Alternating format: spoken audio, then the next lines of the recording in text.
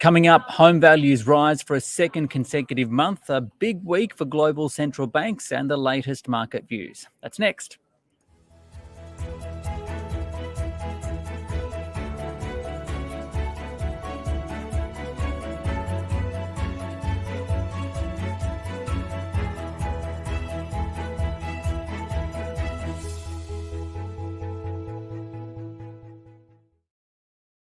It's your daily 10-minute business and finance news wrap for this Monday, the 1st of May 2023.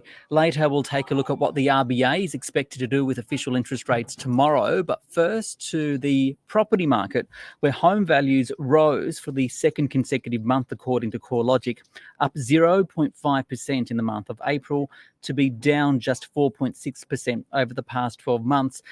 It was really driven by a 1.3% monthly gain in Sydney. For more, Rhayna Bosch spoke with CoreLogic's Tim Lawless. We have started to see a trend developing here. 2 months now, the national index has risen. Sydney's up over the past 3 months consistently.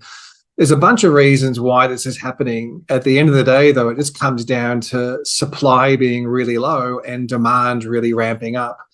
On the supply side, we know that listing numbers are tracking about 20% lower than normal for this time of the year. So there's not a lot of advertised stock around.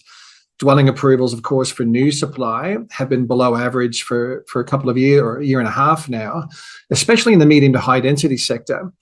And then on the demand side, you've got record levels of migration coming into Australia, and that's probably spilling over from what would normally be rental demand into purchasing demand a lot sooner than we'd normally expect, simply because rental markets are as tight as what they are. Now, Sydney has led the gain once again. Why are they always seeming to be the front runners here? And does this have a lot to do with where migrants are landing? It's not unusual for Sydney to lead the cycles. That's pretty normal for the housing market in Australia. Sydney's up consistently now for 3 months. Looks like it bottomed out in February and has been rising since then. So the past 3 months, up about 3%. That's pretty convincing that the trough was earlier this year. And again, it's the same reasons, but probably amplified. Really low stock levels. And as you say, Rhayna, that's where most of the migration is coming into Australia, into Sydney, into Melbourne. And Melbourne prices are also up. It's also a market where rental conditions are extremely tight. And we're seeing some momentum building in rental markets as well. So arguably some more disincentive for renters to be renting and maybe looking to fast track their decisions, along with migrants probably purchasing a lot earlier than they might under normal conditions. Now, I'm glad you mentioned rental conditions there, because that's obviously a big factor that plays in here. So what does it mean for first home buyers who might be looking to crack into the market with prices going up? Is this just going to add to the pressure? Well, clearly higher prices is not good news for first home buyers. But it's worthwhile pointing out the market's still well down from what it was when it peaked around this time last year. In Sydney, for example, that market went through nearly a 14% decline, even though values are up 3%. Housing values are roughly about $130,000 less now than what they were at the peak. So I think for a lot of people, they will be trying to time the bottom as such, even though that's notoriously difficult. It's looking increasingly like we have moved through the bottom of the cycle. But I think affordability pressures will still be blocking a lot of prospective buyers from accessing home ownership. But a potential rate rise tomorrow, can you talk us through what kind of impact this would have? Normally, higher interest rates are bad news for property prices. So I think that's still the case. Clearly, interest rates have already risen a lot. But the good news is probably if we do see a rate rise tomorrow, it's probably going to be the last one in this cycle. I think if that is the case, or if we see rates pause, it will provide some level of confidence in the marketplace that we're at the peak of the rate hiking cycle, and maybe we have lower rates to look forward to either late this year, or probably more likely into early next year. So I don't think another rate hike will have a significant impact on adding any further downwards pressure on housing prices, simply because it seems the other sort of tailwinds behind housing prices seem to be more significant at the moment. This imbalance between supply and demand will probably continue to outweigh a further rise in rates if that were to happen. Now, Tim, we've talked about the capitals. How about the regions? We know that there are a large number of people coming back to the capitals from the regions as a result of COVID pressures kind of easing a little bit. Can you talk us through what kind of an impact that's had on their housing prices? We've seen regional housing prices running roughly in parallel with the capital cities since the market peaked. So that boom we saw in regional markets is well and truly done. And as you say, those migration pressures, that surge in population growth is now a thing of the past. And we're seeing that really normalize now back to much more normal levels. So regional prices, they didn't fall quite as much as the capital city markets, but they are starting to show the same sort of upwards pressure now. 2 months in a row where we've seen regional housing prices show a lift, only up 0.1% last month. So I think you'd probably better describe this as a stabilization in regional housing prices rather than any sort of a material lift. And finally, Tim, the potential start of an upward trend, at least among the cities. Can you talk us about what you're expecting moving forward? It's going to be interesting to watch, and I think a big part of the outlook for housing markets will depend on what happens with consumer sentiment. It looks like sentiment's starting to lift a little bit, and no doubt the decision from the RBA tomorrow could play through to a further rise in sentiment if we see rates on hold. But we're definitely not expecting to see the housing market moving back into any sort of strength in a growth cycle, at least until interest rates start to come down. That's still some way off. Or if we start to see credit policies loosen up.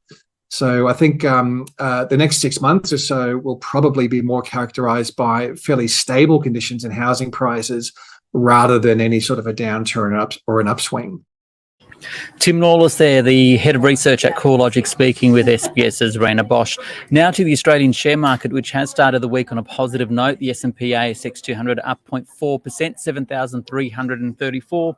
For more, I spoke earlier with David Berthon-Jones. He is from Aequitas Investment Partners. So, David, this is a huge week for central bank meetings. Let's start with the RBA tomorrow. What's the market expecting? Well, the market is expecting a whole lot of nothing, really. The RBA is essentially on pause from here on out. That's what the cash rate futures market is telling us based on implied probabilities. Mind you, we think that they should hike. Non-tradable inflation, it's a better reflection of broader pricing pressures across the economy, and it's still way too high. Unemployment is far too low, the labour market is far too tight, and amongst all of that, we are starting to go back up. So those indicators would suggest that policy is not as tight as the RBA potentially thinks that it is, and so they should hike, but do not appear set to do so. Now, from their own commentary, the pause back in April was partly due to some high-profile banking failures, such as Silicon Valley Bank, we had Signature Bank, and then shortly afterward we had Credit Suisse. This weekend we've had another bank essentially fall over called First Republic, and it is quite large. So to hike now would be pretty much at odds with their own minutes. I think there's a couple more this week as well. You've got the European Central Bank, but the big one will be the US Federal Reserve. Is there still another rate rise to come there, and what are the implications for the market? Yeah, so I think it's spot on. The Fed does continue to be very clear. The job on inflation is not done there yet either, and so nor can their job on rates be done either. They'll go another couple of times, we think, probably in increments of 25, so the days of 50 and 75 are past, fortunately. Thus far, the underlying US economy has been very resilient despite the tightest rate repricing cycle that we've seen in many decades. And we've just had the US company reporting season play out where corporate profits have run well ahead of expectations. Now, that's a good thing. US companies do normally beat consensus, but in this case, they've beaten by a much larger amount than normal. So we'd argue that there's no reason from either the corporate sector or from the economy at large for the Fed to pivot or to pause at this stage, given that inflation is still far too far offside with regard to their own target. Here, the market performance, we're seeing a bit of a gain. Why and from who? Well, the utilities companies are doing particularly well today. Now, you'd recall that the Origin Energy takeover price staggered us when last you and I chatted, but that deal is now largely done and dusted, so our astonishment no longer matters. We had been very happily buying Origin at $5 and selling at the mid-6s and feeling very clever in doing so. For someone to want to pay $9 was well beyond our expectations, given the uncertainty over government policy, for example, and the very long duration nature of their gas assets, which do face technological disintermediation risks.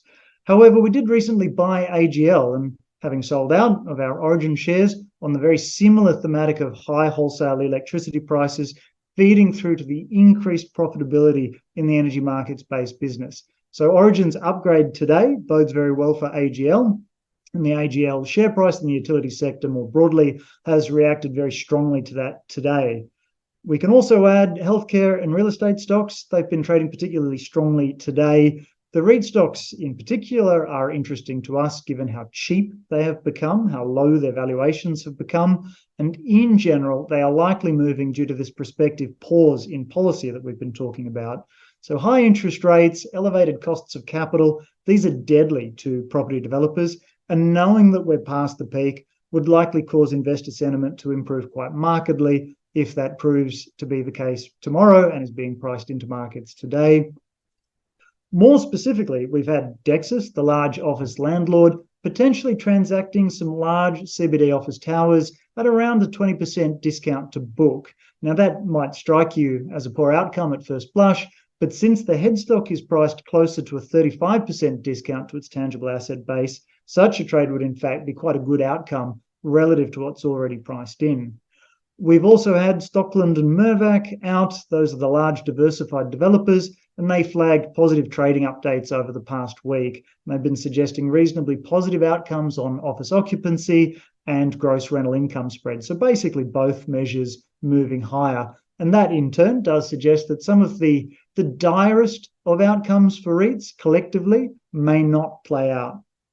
But what is very important to note here is that we're talking about prime or premium grade office assets. So these are new or relatively new assets. They're typically less than 20 years old. They're generally energy efficient, clean or green energy buildings, and they represent locations where firms are happy to promote their collaborative efforts and their culture.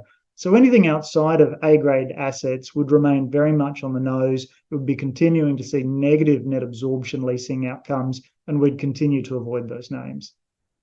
And just finally and quickly, where do you see the opportunities for investors at the moment? At the asset class level, we continue to see international equities as just that much more appealing than Australian shares. Japanese equities, European equities, they're still very cheap relative to either US or Australian equities. And emerging market equities are just about the cheapest they've ever been. Our currency hedging ratio, which is very important when getting set in international equities, is around 50% at the moment. So if the AUD falls further, we'll have plenty of protection, as we will if it runs up hard from here.